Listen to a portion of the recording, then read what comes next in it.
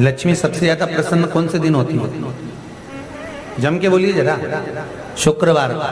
तो शुक्रवार को लक्ष्मी सबसे ज्यादा प्रसन्न क्यों होती है? उसका प्रसन्न होने का कारण क्या था? लक्ष्मी जी के दो भाई थे, दोनों की शादी नहीं हो रही थी, दाता और विधाता, दोनों का विवाह नहीं हो रहा।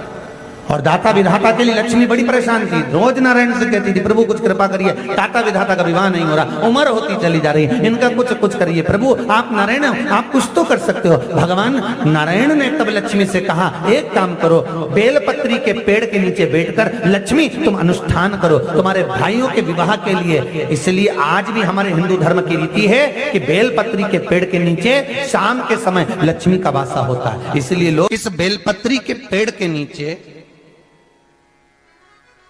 तुम्हारा रात्रि को शाम को 6 बजे से लेकर रात्रि को 8 बजे तक तुम्हारा निवास होगा।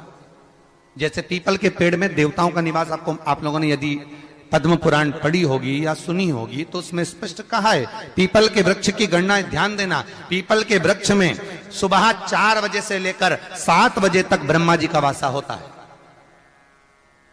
पीपल के वृक्ष में सुबह 7 बजे तक ब्रह्मा जी का वासा, 7 बजे से लेकर 10:30 बजे तक पीपल के वृक्ष में भगवान विष्णु का वासा होता है। कितनी बजे तक? 10:30। 10:30 से लेकर 11:30-12 बजे तक पीपल के वृक्ष में पितरों का वासा होता है। इसलिए हमारे यहाँ पितरों को श्राद्ध पक्ष में जो भोजन कराया जाता है वो 10:30 से 12 के बीच में कराया जाता है।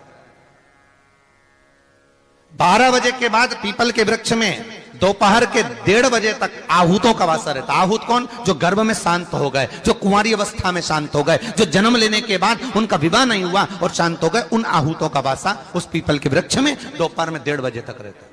उसके बाद में प्रेतों का वासा चालू होता है। इसलिए दोपहर के समय पीपल के पेड़ की परिक्रमा नहीं होती। फिर शाम को 4 बजे से 7 बजे तक पीपल के वृक्ष में शंकर जी का वासा होता है। इसलिए शाम के समय पीपल की परिक्रमा नहीं होती। 7 बजे के बाद में पीपल के वृक्ष में रात्रि को 9 बजे तक कुबेर का वासा होता है। फिर 9 बजे के बाद में प्रेतवास चालू होता है पीपल के वृक्ष में। उसी तरह बेलपत्री का जो वृक्ष है, उस बेलपत्री के वृक्ष के नीचे रात्रि को 8 बजे से लेकर 12 बजे तक बेलपत्री के पेड़ के नीचे कुबेर का निवास होता है। महाराज, कुबेर का निवास। प्रयास करा करो किसी बेलपत्री के पेड़ के नीचे हम दीप लगाएं, घी का दीप। यदि संपदा की कमी हो तो, अगर भगवान ने खूब संपदा दी है तो भले मत लगाओ, कोई दिक्कत। महामृत्युंजय मंत्र का यदि आप जाप करते हो और आपको मालूम पड़ गया कि शरीर में मुझे ये रोग हो गया है, मुझे शुगर हो गया है, मुझे बीपी हो गया है, मेरा ब्लड प्रेशर ऊंचा नीचा रह रहा है, कोई भयंकर रोग, मेरे रिश्तेदार को कोई कैंसर जैसा रोग हो गया, किसी को कोई थायराइड हो गया, किसी को कोई किडनी और लीवर में सूजन हो गई, किसी को कहीं किडनी और लीवर में तकलीफ हो गई, तो शिव महापुराण की कथा कहती है, नवग्रह शिव महापुराण की कथा कहती है कि बेलपत्री के वृक्ष के नीचे महामृत्युंजय मंत्र का जाप जो शुक्रवार की शुक्रवार घी का दिया लगा कर करता है, उसके रोग बाबा देवाधिदेव महादेव समाप्त करते चले जाते हैं। ये संजीवनी मंत्र शुक्रवार के दिन भगवान शंकर को शुक्र को दिया था, इसलिए उसकी प्रधानता।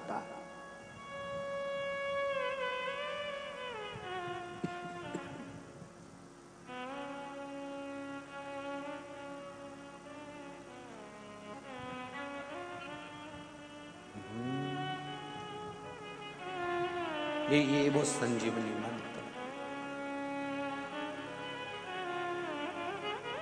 शुक्रवार के दिन बेलपत्री के वृक्ष के नीचे बैठकर घृत का दिया लगाकर शरीर में जो रोग है उसका स्मरण कर कर शंकर जी से विनय कर कर, हे भोलेनाथ, आपने शुक्र देवता को संजीवनी मंत्र दिया है, तो क्या आप मेरे को वो मंत्र प्रदान नहीं करोगे?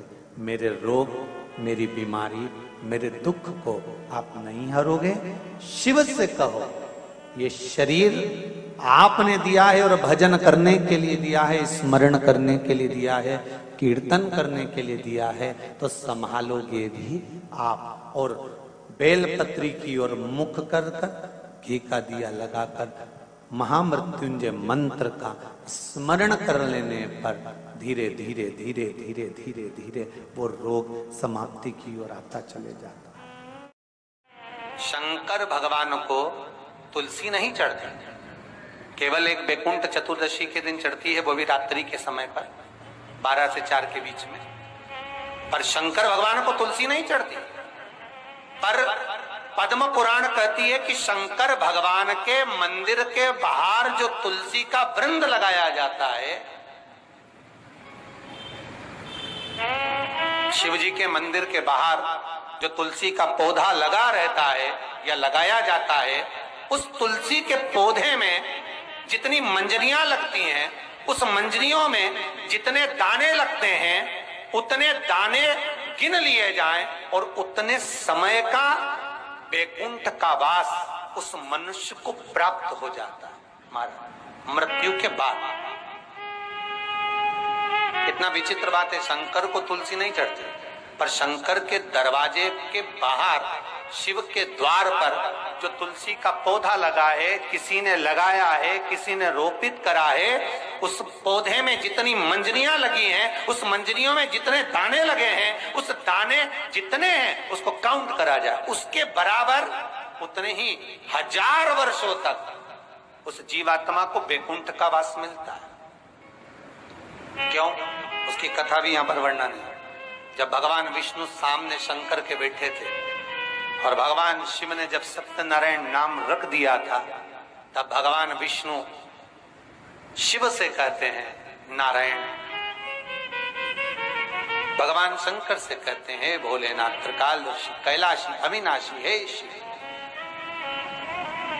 मेरे सारे विग्रह के साथ में लक्ष्मी मेरे साथ में। बहुत ध्यान देना महाराज, मैं अगर नारायण रूप में हूं तो लक्ष्मी मेरे साथ में, मैं राम रूप में हूं तो सीता मेरे साथ में, मैं कृष्ण रूप में हूं तो राधा मेरे साथ में, मैं रंगनाथ रूप में हूं तो गोदा मेरे साथ में, मेरे साथ में लक्ष्मी सदा विराजमान है। पर आज आपने मेरा जो सत्यनारायण नाम रखा है, मैं अपना संग किसको ले? तब भगवान शिव ने कहा, आप जब बाहर निकले जो रोपित मिले बस वही आपको समर्पित हो।